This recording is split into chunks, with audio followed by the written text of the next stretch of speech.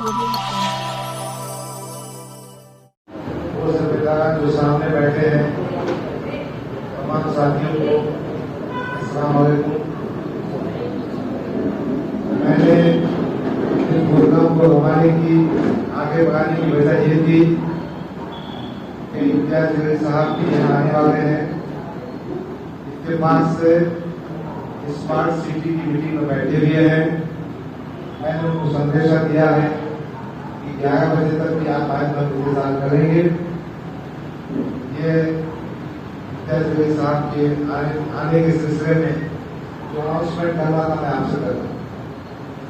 आज जो गुफ्तगू हो रही है वो अकबरुद्दीन अवैसी पर हो गई। इकबाल का एक मशहूर शेर, आनी ने जवाबंदी, आनी ने जवाबंदी बेबाकी अल्लाह के शेरों बाकी ने घुमाई। घुमाई तो जाकर जो है ना होंगी जो चारा को मकानी करती, आई ने जवाबंदी हक कोई हो बेबाकी, यानी हक कोई सच बात कहना, बेबाक अंदाज में कहना, छुपाकर नहीं कहना, ये मुसलमान की शान है, अल्लाह के बंदों की शान है। मेरा कायद अकबरुद्दीन अवैसी इन तमाम सिफात रखता है। सबसे बड़ी बात मेरे साथियों ने कहा, तालीम की इदारे कायम करना, एजुकेशन देना, बच्चों को तालीम याफ्ता बनाना, शिक्षण के मैदान में बहुत काम हुआ है। मगर जिस ताकत से मुसलमानों के मसाइल को अरबाब इख्तियार की आंखों में आके डालकर कहने का काम जिस जवाबंदी से अकबरुद्दीन अवैसी करते, वो सबके बस की बात नहीं। अकबरुद्दीन अवैसी की ये सिफत उनको तमाम तालीम के मैदान में काम करने वाले जिम्मेदारों से मुमताज कर। तो पहली बात यह है, जवाबंदी का हामिल है, हक कोई की बात करता है, बेबाकी से करता है, अरबाब इख्तियार की आंखों में आंख डाल करता है। ये दूसरी बात, एक और शेर है, खिदमत खल्क के लिए पैदा किया इंसान को, वरना ताकत के लिए कम न थे करो बया।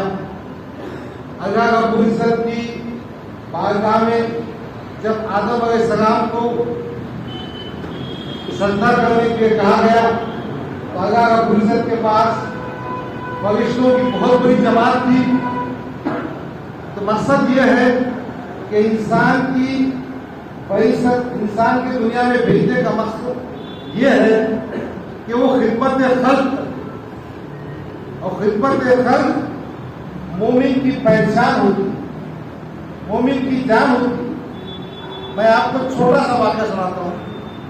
गारे हिरा में जब पहली दफा जिब्रील अलैहिस्सलाम ने मेरे आका से मुआहदा किया, हुजूर सल्लल्लाहु अलैहि वसल्लम खौफ में मुब्तला हो गए।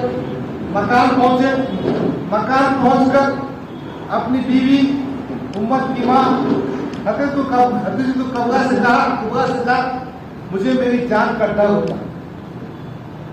उस वक्त हदीस कबरा ने बात कही, हजरत खदीजा ने ये बात कही कि आपके जान को धोखा नहीं हो सकता।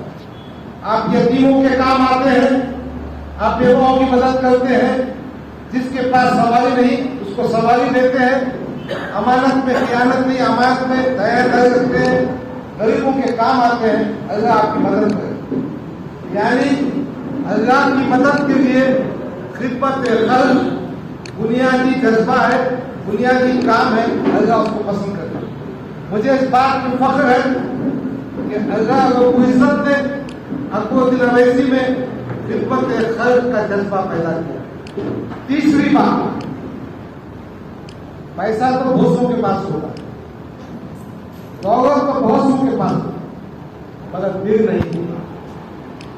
मौलाना साहब यहाँ बैठे हैं, मैं सीरत नबी को बहुत नजदीक से पढ़ने की कोशिश करता हूँ, छोटा सा तालिब इल्म हूँ। मैंने सीरत में जो बात देखी है हमारे आका की सीरत, वो बांटने वाली साथ थी, समेटने वाली साथ थी।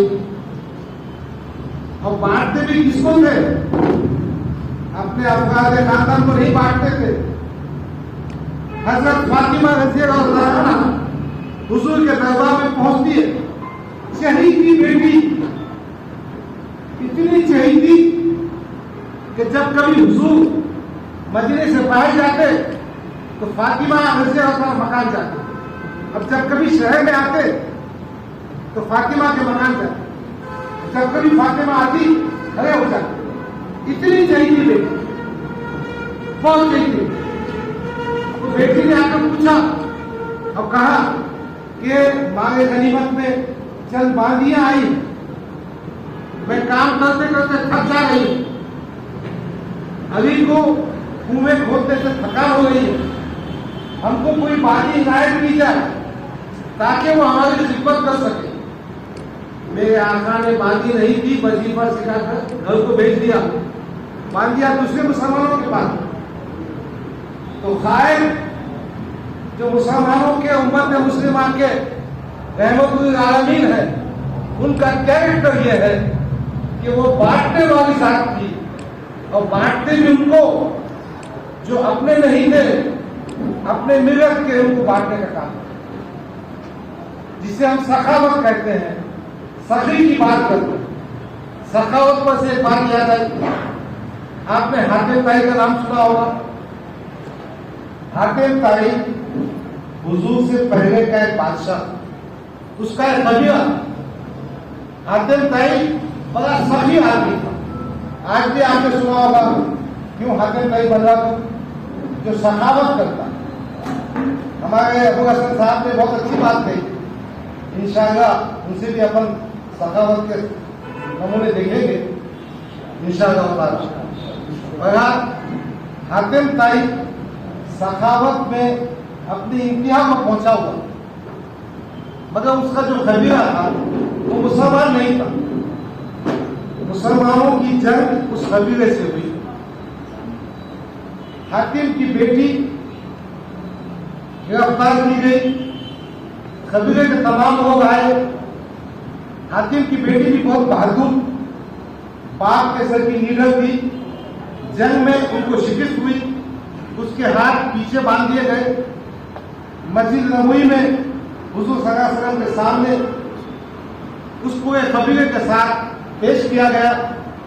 जब हातिम की बेटी आ रही थी, उसका सर खुला हुआ था, सर पर दुपट्टा नहीं था। मेरे आका ने क्या किया, अपने जो खाने पे चादर थी, अपने एक साथी से कहा, जाओ वो चादर हातिम की बेटी के सर पर।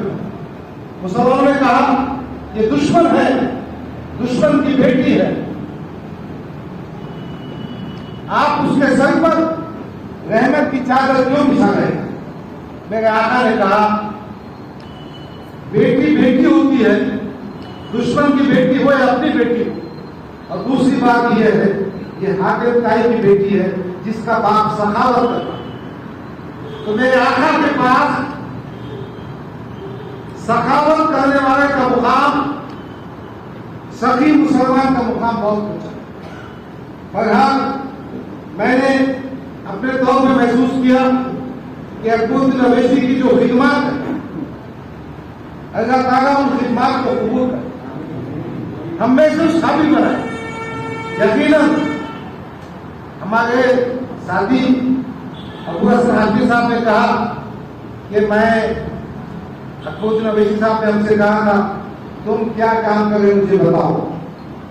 कारपोरेटर से पूछे थे वो, वैसे हम लोग कारपोरेटर से ज्यादा सवाल करते हैं और बहुत से कारपोरेटर्स को हम कटरे में खड़े भी करते हैं, क्यों तो हमारा एहसास है कि हमने उनको चुनकर किया था। कम से कम तुम फ्री प्राइमरी स्कूल को चलाओ, उनका ऐसा कहना। मकसद ये था कि सियासी ताकत का, आपकी अपनी ताकत का इस्तेमाल हक बात के कहने के लिए होना चाहिए, खिदमत खल्क के लिए होना चाहिए और सखावत के लिए होना चाहिए। यही अपने को अकबरुद्दीन अवैसी जिंदगी से सीखने को मिलता। नंबर 1। नंबर 2, मजलिस इत्तेहाद मुस्लिमीन के क़याम से लेकर आज तक ये तीसरा जनरेशन मजलिस का क़याम एडवोकेट अब्दुल वाहिद ओवैसी के हाथों हुआ। फिर ये बागडोर सुल्तान सलाउद्दीन ओवैसी साहब के हाथ में आई और आज मजलिस की बागडोर बैरिस्टर असदुद्दीन ओवैसी और अकबरुद्दीन ओवैसी के हाथों। ये दो कायदीन अब्दुल वाहिद ओवैसी साहब और सुल्तान सलाउद्दीन ओवैसी साहब इस दुनिया से रुखसत हो गए। उन्होंने जो खिदमत अंजाम दिए हैं, इस मौके पर मैं अल्लाह रब्बुल इज्जत की बारगाह में दुआ करता हूं कि अल्लाह उनकी खिदमत को कबूल करे, उनके दर्जात को बुलंद करे, जन्नतुल फिरदौस में जगह दे और उनकी लज़िज़ों को माफ करे और हम सबको इस काबिल बनाए कि हम भी हम कौम का कुछ काम कर सकें। जो कायदीन दुनिया से रुखसत हो चुके हैं उनको भी ख़िराज अक़ीदत पेश करना है और हमारे मौजूदा बैरिस्टर असदुद्दीन ओवैसी और अकबरुद्दीन ओवैसी को ख़िराज तहसीन पेश करना है। अल्लाह की बारगाह में दुआ करना है कि अल्लाह इन कायदीन को सलामत रखे, हमारी सबों में इत्तेहाद कायम करे, हमको मजबूती से ताकत से अच्छे रास्ते पे चलाए, हम कौम के लिए कुछ काम कर सके उस काबिल बनाए। हमारी ताकत, हमारी सलाहियत, हमारी कोशिशें हमारी कौम के लिए, मुल्क के लिए, इस देश के लिए काम आ सके, हम मजलूमों की आवाज बन सके, जुल्म के खिलाफ आवाज उठा सके। अल्लाह रब्बुल इज्जत से ये दुआ है, अल्लाह अकबरुद्दीन ओवैसी साहब को लंबी उम्र दे, सेहत दे, मुकम्मल की सेहत आती दे। हमारे इसमें भाषण में कहा कि औरंगाबाद को क्या दिया। मैं सच कहता हूँ, 2015 के चुनाव में ये कहा जा रहा था कि MIM 2 डिजिट में 10 के अंदर है, मगर जो आखिरी भाषण हुआ ना, तो कैसे कैसे वो कारपोरेटर बन गए, मैं गवाह हूं। इसलिए मैं भी शुक्रगुजार हूं, मजलिस भी शुक्रगुजार है। पार्टी नहीं थी, टिकट मांगने वाले भी कम थे, ज्यादा थे। अब तो चलती का जमाना है, हर बस पे सब बैठना चाहेगा और सब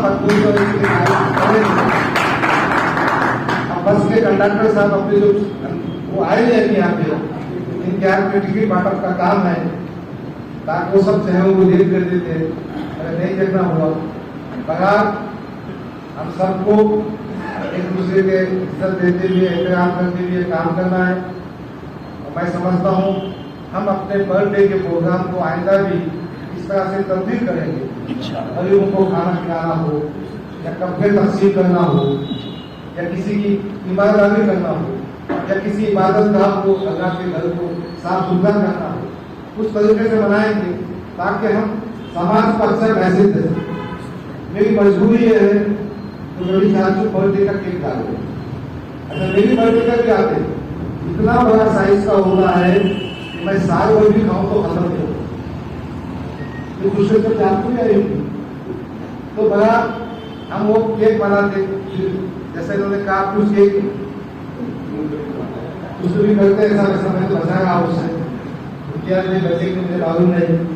बड़ा हम एक नई रस्म का इंतजार कर रहे हैं, हम एक नई शुरुआत का आगाज कर रहे हैं और इसी के साथ इंशाअल्लाह इस बात की कोशिश करेंगे कि मजलिस को सियासी ताकत कैसा मिले, हम किस तरह से सियासी ताकत हासिल करके मजलिस इत्तेहाद मुस्लिमीन के मिशन को, असदुद्दीन ओवैसी के मिशन को, अकबरुद्दीन ओवैसी के मिशन को आगे बढ़ा सके, यही मकसद है। आप तमाम का बहुत बहुत शुक्रिया। अपने कायदीन को ख़िराज अक़ीदत, अपने जो बाकायदे हयात कायदीन है वो ख़िराज तहसीन करने का काम अंजाम दिए, मैं आप सबका शुक्रिया अदा करता हूँ। खासतौर पर इस पर बैठने वाले तमाम साथी, सामने बैठे हुए साथी, आगे का काम करना मुश्किल है, तो मैं समझता हूँ आप में से हर शख्स अहम है, हमारे लिए इम्पोर्टेंट है। फिर आप सबका शुक्रिया अदा करता हूँ। और मौलाना महफूज रहमान साहब जनरल सेक्रेटरी महाराष्ट्र मजलिस इत्तेहाद मुस्लिमीन मुस्लिम बोर्ड से गुजारिश करता हूँ कि वो दुआ फरमाए उन कायदीन के हम पे जो दुनिया से रुखसत हो गए हैं, जो कायदीन जिंदा है, और हमारे भी हम पे दुआ फरमाए ताकि हमारे दिल में जो जायज़ ख्वाहिशात है, अब जायज़ ख्वाहिशात के बारे में कहना मुश्किल है, अल्लाह ताला पूरी करे। आमीन। शुक्रिया। खुदा हाफिज़।